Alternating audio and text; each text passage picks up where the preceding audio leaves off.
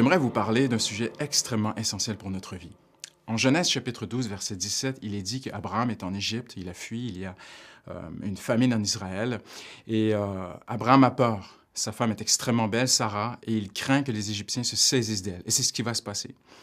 Alors, le Pharaon prend Sarah pour lui et il bénit Abraham, il lui donne du cheptel, des chèvres, il lui donne beaucoup de choses.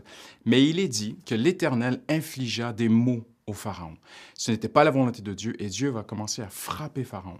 Maintenant, ce qui touche notre cœur aujourd'hui, c'est que cet homme qui ne croyait pas dans le Dieu d'Abraham avait quand même un œil pour l'invisible. Et même si c'est une histoire qui est de la Genèse, il y a des milliers d'années, il y a quelque chose à tirer pour nos vies aujourd'hui d'essentiel. C'est que nous sommes appelés à toujours garder un œil sur l'invisible. La Bible nous enseigne, elle dit « Reconnais-le dans toutes tes voies et il aplanira tes sentiers. » Le Pharaon reconnut que les choses qui se passaient autour de lui, Dieu n'a pas parlé, Dieu était silencieux, Dieu était invisible, mais Dieu a agi. Il a commencé à envoyer des mots et des douleurs à Pharaon et aux gens autour de lui. Et Pharaon a reconnu ces choses. Il a reconnu que derrière ce qui se passait, il y avait un monde invisible, il y avait un Dieu invisible, il y avait le Dieu d'Abraham qui frappait Pharaon. Et cet homme a reconnu cela. Alors il a rendu Sarah à Abraham. Pourquoi?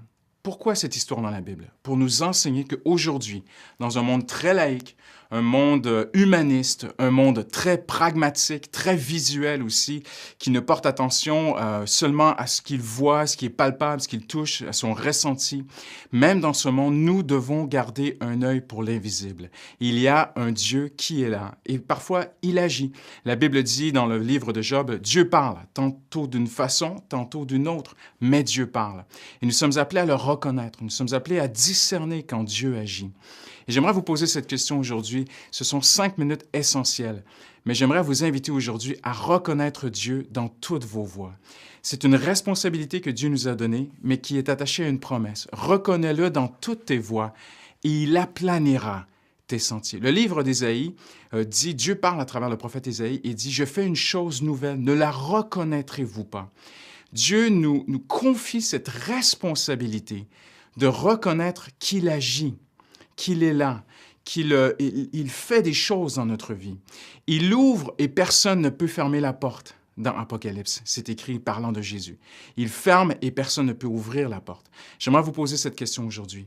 Est-ce que vous avez un œil pour l'invisible? Est-ce que vous reconnaissez Dieu? Si vous vous êtes éloigné de Dieu, si vous marchez loin de Dieu, si peut-être vous avez repris les rênes de votre vie et qu'il y a des malheurs qui vous arrivent l'un après l'autre et que les portes se ferment, les murs se dressent, le chemin devient chaotique, êtes-vous capable de reconnaître peut-être que c'est Dieu qui vous parle et qui essaie de vous ramener à lui? Et peut-être c'est tout le contraire, peut-être que votre vie est en accord avec la parole de Dieu, que vous marchez dans les voies de Dieu, votre cœur est tendu vers Dieu. Vous êtes quand même invité par le Seigneur à le reconnaître.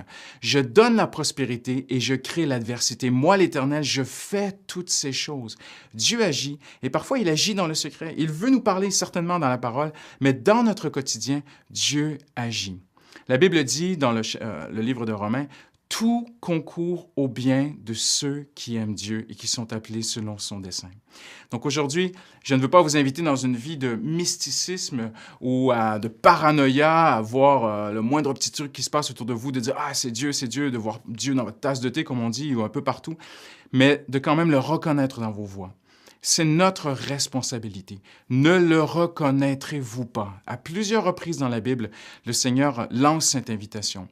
Quelle est notre responsabilité aujourd'hui? D'avoir un œil sur l'invisible, de reconnaître Dieu dans nos voies, de savoir que tout concourt au bien de ceux qui aiment Dieu. Et j'aimerais vous poser cette question en terminant aujourd'hui. Est-ce que votre vie est en paix avec Dieu? Êtes-vous bien en paix selon la parole de Dieu, non selon comment nous on peut décrire ce qui est bien ou ce qui est mal, mais selon ce que la parole de Dieu nous enseigne. Et elle nous a été donnée pour considérer nos voies. Et si aujourd'hui, en terminant, vous considérez vos voies et vous dites, mon cœur est droit devant Dieu, mon cœur est sincère, mon cœur est bien incliné. Alors faites confiance au Seigneur. Peu importe l'adversité, la tempête, le désert que vous pouvez traverser ou les ténèbres, ayez confiance en l'Éternel, car tout concourt au bien de ceux qui aiment Dieu. Ayons ensemble un œil pour l'invisible, reconnaissons que Dieu agit et il bénira nos vies. Merci.